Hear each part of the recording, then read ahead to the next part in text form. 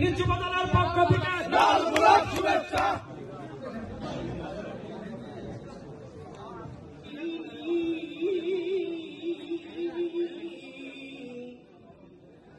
দুটি কথা বলতে চাই, তাহলে আমি অন্তর্বর্তীকালীন সরকারের প্রধান ডক্টর ইউনূস সাহেবের দৃষ্টি আকর্ষণ করে বলতে চাই, ইউনূস সাহেব আমাদের নেতাকে দেখে যা পরিবেশ সৃষ্টি করে দিচ্ছেন না কেন?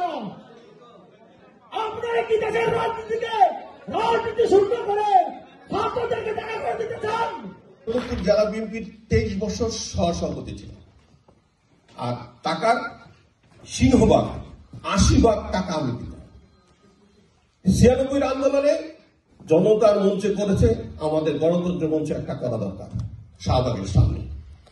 অনেক মন্ত্রী এমপি ছিলেন, বলেছেন 2 থেকে 5 লক্ষ টাকা থাকবে। এর মধ্যে আমি ম্যাডামের অফিসে গিয়ে ঢুকলাম। ফালু ভাই এডিসি বলল যে আপনাকে খুঁজতেছিল না। গেলাম, স্টেজ করবে, ওখানে টাকা খরচ লাগবে, টাকা দেন। আমি আমার অফিসকে ফোন করে বললাম টাকা পাঠিয়ে দেন। আমি টাকা দিলাম আমার টাকায়, ওই মঞ্চ শাহবাগের সামনে। আমাদের 2009 সালে কাউন্সিল হলো। সেই কাউন্সিলে বলল যে তোমাকে মেম্বার করা হলো অর্থ কমিটির, তোমাকে 20 লক্ষ টাকা দিতে হবে। দিয়ে দিলাম 20 লক্ষ। সাদেক হোসেন খোকা সাহেব আমাকে ধরে নিয়ে গেল, ম্যাডাম আপ্যায়ন কমিটিতে কিরণকে রাখেন, কোথাও একটা কমিটিতে আছে, বলে যে না আপ্যায়ন কমিটিতে রাখতে হবে। সেখানেও দিলাম 20 লক্ষ টাকা। আব্দুল্লাহ নোমান সাহেব আর বরকতুল্লাহ বুলু সাহেব বললো, ম্যাডাম কিরণকে আমাদের কমিটিতে দেবে, ও কাশনা কমিটিতে। আমি বললাম ম্যাডাম আমি তো অলরেডি 2টার মধ্যে আছি, তো আমি যতটাই দিই তুমি ততটাই থাকবো। আমি আসলাম, ম্যাডাম বলতেছে কিরণ শ্রমিক দলের প্রতিষ্ঠা বার্ষিকী, যে পয়লা মে শ্রমিক দলের প্রোগ্রাম করবে পল্টনে, ওখানে 10 লক্ষ টাকা লাগবে, তোমার দিতে হবে। নজরুল ইসলাম খান সামনে প্রেসিডেন্ট ছিল। আমি বললাম ম্যাডাম একটু কমাই টাকা দেওয়া যেন, বলেছিল 10 লাখ টাকা দিয়ে দিতে হবে, দিয়ে দিলাম। আমরা কিন্তু সকলকে চিনি।